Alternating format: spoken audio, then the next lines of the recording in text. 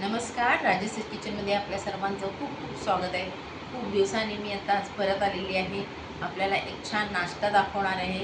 हिरव्या मुगाचे जे सालवाले मूग ज्याला म्हणतात त्याचे मी ढोकळे करणार आहे गव्हाच्या पिठासोबत. तर आता मग सुरू करूया आपण रेसिपीला.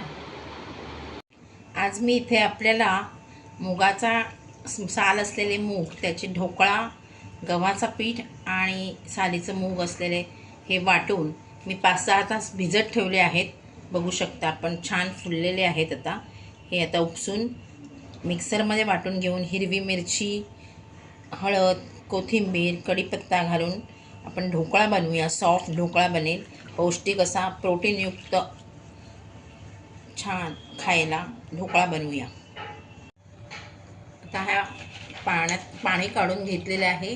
मुगाची डाळ जी आहे, हिरवी सालवाली मूग, ह्याच्यामध्ये मॅक्झिमम प्रोटीन असतं. तर ते आपण आता मिक्सरमध्ये घालून वाटून घेऊया.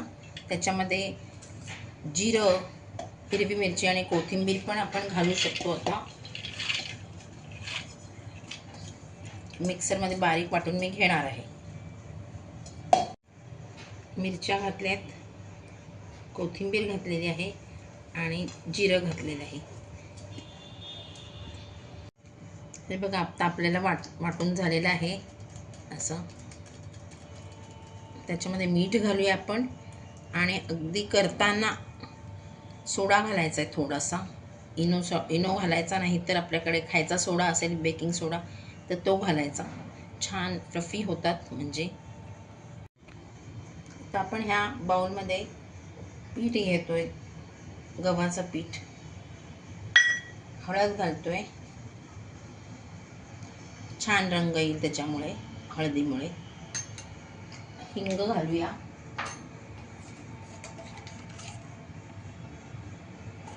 मीठ घालायचंय आपल्याला,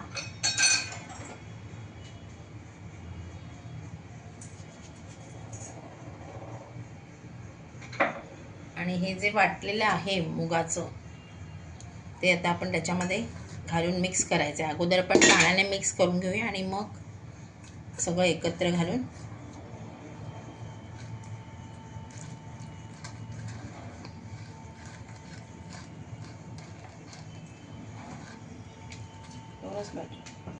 आता हे आपण वाटलेले मूग आहेत ते एक वाटी भरून आता ह्या गव्हाच्या पिठामध्ये घालायचं आहे.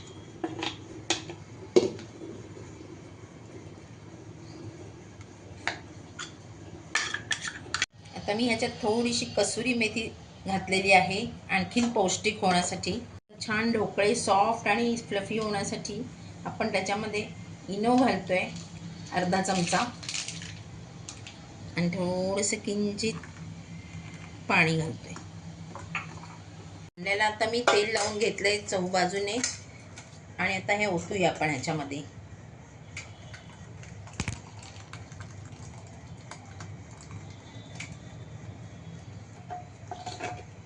2-3 वेळा आपण टॅप करून घ्यायचं असं व्यवस्थित ठेवायला. आणि त्या कुकरमध्ये मी ठेवणार आहे ह्याला 15 ते 20 मिनिटापर्यंत. बघा किती सुंदर ढोकळा आपला तयार झालेला आहे, बघू शकता. आता आपण हा एका प्लेटमध्ये काढून घेऊया. बघा सगळ्याकडनं असा ओपन झालेला आहे, निघालेला आहे. आता आपण ह्याला उलटं करून घेऊया.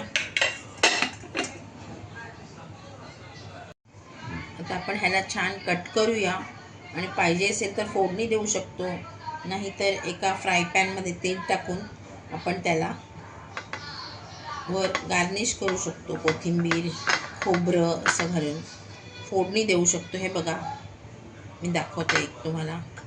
हे बघा,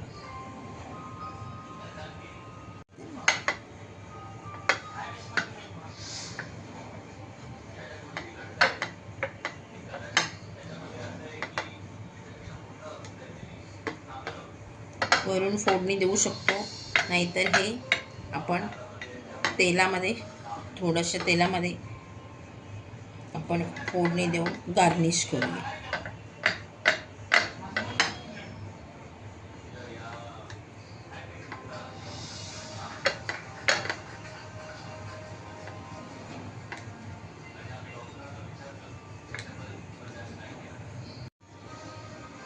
हे बघा ढोकळे आपले कसे छान तयार झालेले आहेत.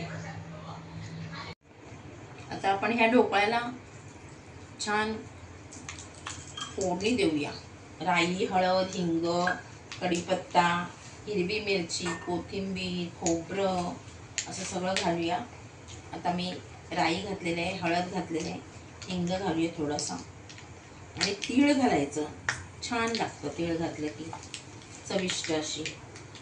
थोडीशी तीळ घालते मी. कढीपत्ता घालूया, हिरवी मिरची घालते, हळद घालते.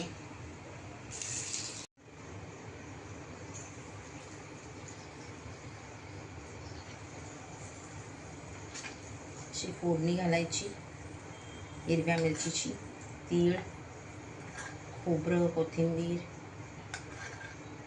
ॲक्च्युली याला फोडणी नाही दिलं तर असं पण नुसतंच खाऊ शकता. छान चहा कॉफी बरोबर सकाळचा ब्रेकफास्ट करू शकता. आता आपण कोथिंबीर घालूया ह्याच्यावरती आणि खोबरं घालायचं.